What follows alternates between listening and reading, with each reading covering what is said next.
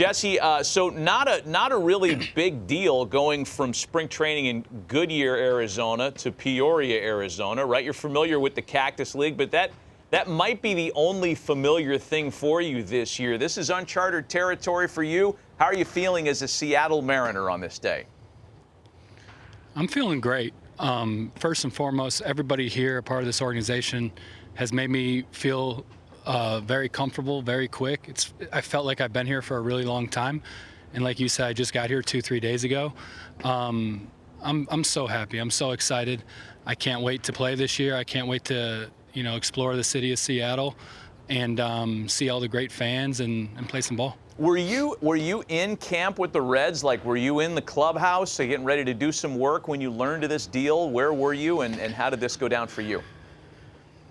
Yeah, I was in the cage with Jovo, and we were just hitting. And Rick Stowe came in and grabbed me, said they'd like to speak to you in the office, and went in there and talked to him and found out I was being traded and quickly packed up my stuff and, kind of just got out of there and drove over to Peoria and started introducing myself and meeting everybody over here.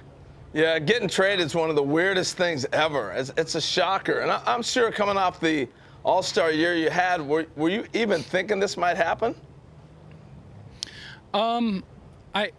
I guess you can never get too comfortable when it comes to trades in this game. Like you guys know, anything can happen at any moment. To say I don't think I was expecting it, but there's not enough good things I could say about the Cincinnati Reds. Like they drafted me as a young kid, and I appreciate everything and all the relationships I made. But once I left, I was ready to be a Mariner, and I've been all in here. And like I said, this is a place that has made me feel comfortable instantly, and for that I'm very grateful, and I'm looking forward to representing the city of Seattle and the Mariners organization. Well, they're excited to have you. They're lucky to have you. Hey, let's talk a little baseball real quick. So last year, what adjustments did you make that really took you to that next level on the offensive side? Yeah, I think over the past couple seasons, you can find that I've been standing up a little taller, and I think that just kind of plays into my swing and plays into how I approach the game as a hitter. I believe in using my leverage. I feel like I'm a taller guy, long arms, so I want to play into that and just really attack the pitches I want to attack. One of the things when we go to a new club is talking with that hitting coach. What makes you good? When you struggle, what I need to fix? What would you share with the hitting coaches that are watching you that you're saying, these are the keys? You just told me about standing up and everything else, but when you struggle, here's how I get out of it. Here's the things I work on. How would you share that with them?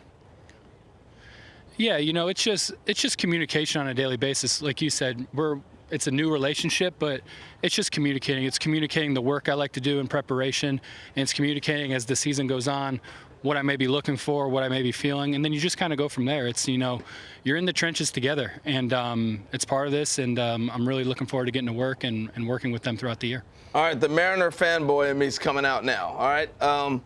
Tell me about Suárez. I think he's going to have a bounce back. I thought playing shortstop kind of changed his thinking a little bit. Tell us about what we're getting in Eugenio. Well, first off, you're getting an outstanding person, and then on top of that, everything he's done in baseball has spoken for itself. He's an outstanding player. He's got tremendous power. He can really hit. Great defensively. I think he's going to have a monster year. I've seen him hit 49 home runs in the season, and it's like every year he's over 30 homers. He comes to the work every day and works hard and prepares and competes.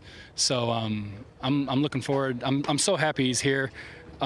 He's been one of my favorite teammates I've had throughout the years. So I think he's going to have a monster year. I agree with you. A couple things for me here, Jesse. First of all, we're going to put up a projected lineup of what the Mariners will have on opening day with you right in the middle of Mitch Haniger and Ty France. I am the card-carrying president of the Mitch Haniger fan club. I think that guy is an absolute stud. How many of these guys have you had a chance to visit with as we kind of look at this lineup? And were there any of your new Mariner teammates that you had known previously in baseball circles?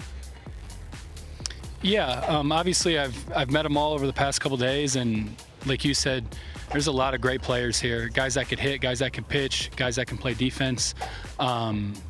I've known some of them before, just playing against them, and like J.P. Crawford, what an outstanding player he is. And then, I've met a lot of new faces, and like you said, there's a ton of talent here, and I'm happy to be a part of it. And I'm happy that, we're looking to win, and we're looking to do some special things. So just happy to be here. Is it hard not to think about the kind of the changes around you this year? And I'm thinking about the ballparks that you hit in the NL Central. And if anybody could speak to, benefiting from that, it was you. You had 2 3-homer games, both in the division last year. Now you're going to a place where just things are a little different in the Pacific Northwest, heavy air, et cetera. Do you concern yourself with any of that stuff, or is it all just baseball to you? It's all just baseball. I've never really tried to pay attention to the elements. Wrigley Field kind of taught me that, playing there year after year, that, at first I'd think about the win, and then over the past couple of seasons, I'm like, it is what it is. So, I can't change the weather. So the weather's never really bothered me. I'm just here to play ball, and I'm here to do my job. But you can turn it around in the weather. Hey, let's talk a little basketball, all right? Because, hey, it's March Madness. All right. Here we are sitting here on St. Patty's Day. Who you riding through the tournament? I got to go with Coach K. It's his last ride. It's his last hoorah. I don't know how strong Duke is, but I know that this being his last season, there's probably some extra motivation to try to get him a championship. So I'm going to go with them, and we'll see what happens. Coach K magic. Did you get in there in time to get your bracket in with the Mariner guys? You guys done that over there yet, or no? I think they have. I'm not a big bracket guy, to be honest with you. I've never won them, so I've kind of given up on them. I'm not even going to lie. But I think they got it going on. What an it's going on exercise in futility filling out the bracket is. I will say this, because you probably already know it, but you've got a Gonzaga guy on that staff in Marco Gonzalez, who I'm sure this time of year is just a nightmare to be around, because he's got to be blowing his chest a little bit about the Zags. Is there anybody else in that clubhouse that you have discovered a particular college basketball affiliation with? I haven't really discovered that. I haven't. I guess I haven't been listening to that well in the college basketball talks. I'm sure there is. I'll have to go figure that out. But like you said, I forgot about Gonzaga and how good they are at basketball. I know they're pretty serious over there. Hey, are you playing in the first spring game when you guys play?